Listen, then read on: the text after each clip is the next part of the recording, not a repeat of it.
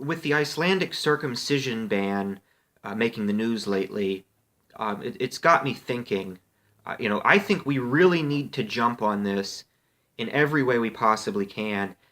And I don't know, I can't help but get the feeling that we're not quite capitalizing on this in the way that we could be. I think we could really be exploiting this for everything it's worth, milking it for everything it's worth. I don't know that we're doing that as intactivists, and we need to be.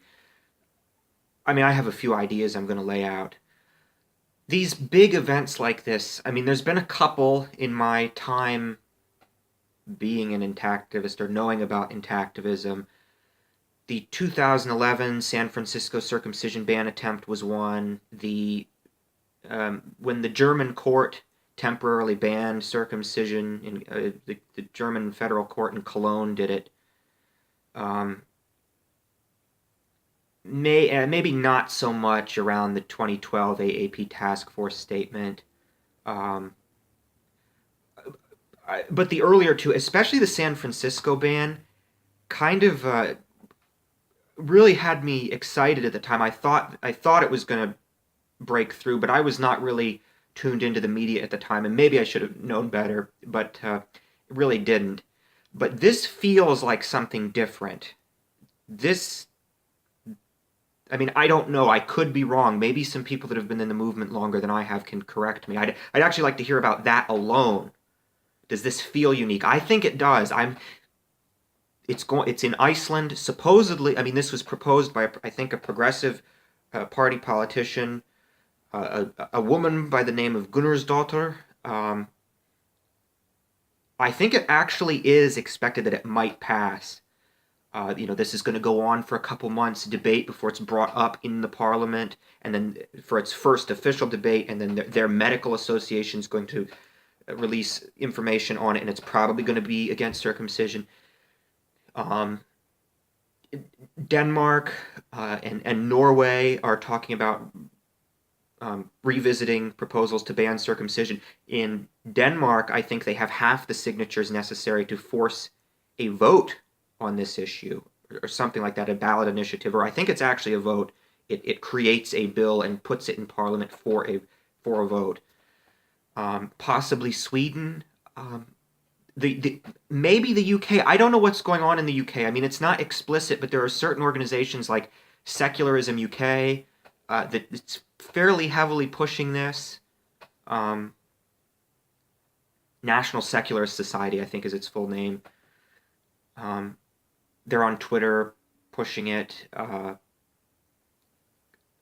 There's a lot of pundit, like lesser media, like not big TV media, but a lot of lesser media, online media pundits, podcast hosts, radio show hosts. There seems to be this big culture of like morning radio in the UK. Maybe like Howard Stern, but it seems like a little bit less shock jock. But there's like a big culture of that, and a lot of them are weighing in on it. And yeah, I mean, there's all kinds of ideas. We need to be lobbying. We need to be lobbying these podcast hosts. We need to be lobbying these lesser media figures and these radio talk show hosts. We need to be getting on their radio programs, or at least getting them to talk about it. We need to be really... I'm interested in the UK because the UK is almost like a cultural outpost of the United States, and if a circumcision ban is being seriously debated there, it's not going to be able to be ignored.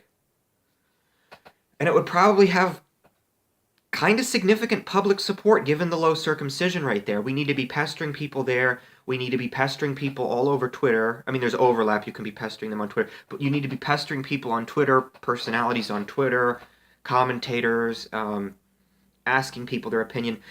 Intactivists are talking about it a little bit on Twitter. I do have to give us credit there.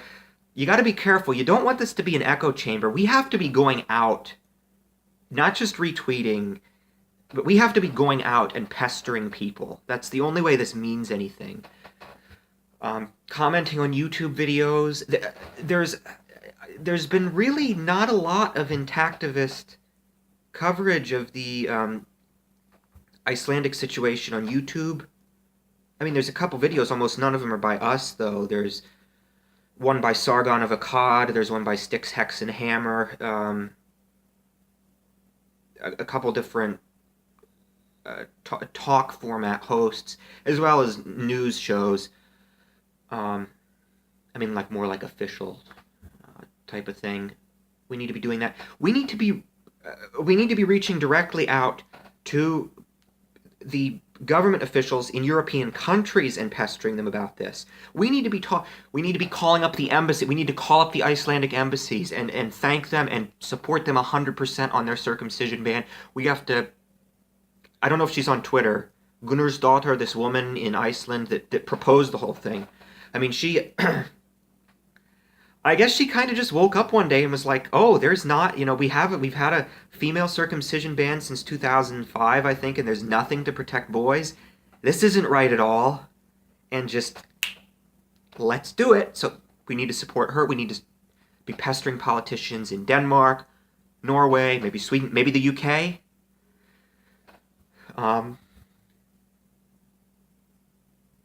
and of course, there's pundits here in the United States. I mean, like American talk and Twitter pundits, talk show pundits, podcast pundits, media pundits, lesser media pundits. I don't really expect to be able to get major media pundits to chime in on this. They just don't.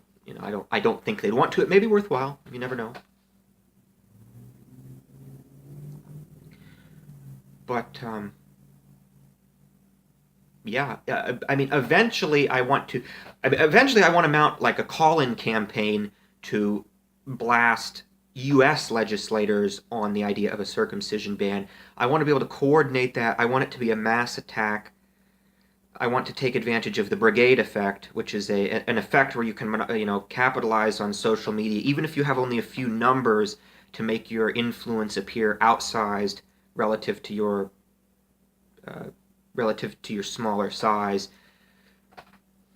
Maybe sometime soon. I'd like to help coordinate that. I don't know if I'm quite ready for that yet. Maybe. I mean, I don't know. Go ahead and freelance try it. But I want to do a burst of it sometime as well. But yeah, tell me what you think. We need to be capitalizing on this more. Um, Tell me what you think in the comments. So, take care. Bye bye.